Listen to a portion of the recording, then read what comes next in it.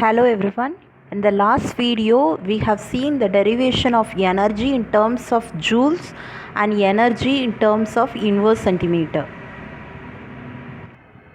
So here I am continuing the rotational spectrum of a rigid diatomic molecule, how it will be observed.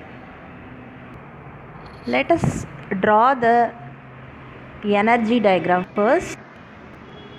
Based on the value of J, so we will be having various rotational energy levels starting from E0, E1, E2 and etc. In order to determine the radiative transition between the rotational energy levels, we should know the selection rule. So here we are not going to derive the selection rule, so it's a quantum mechanical problem. So we'll just see the selection rule. The selection rule for a rotational transitions for a rigid diatomic molecule is delta J plus or minus 1.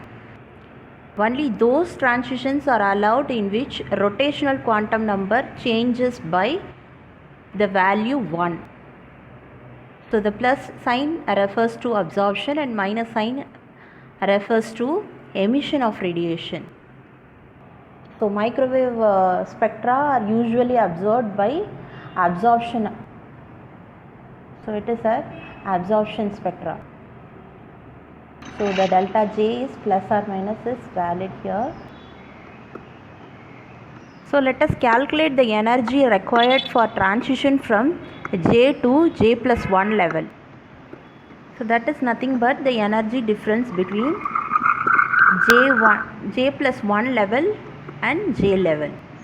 So let us substitute the value of energy that corresponds to J plus 1 level and J level.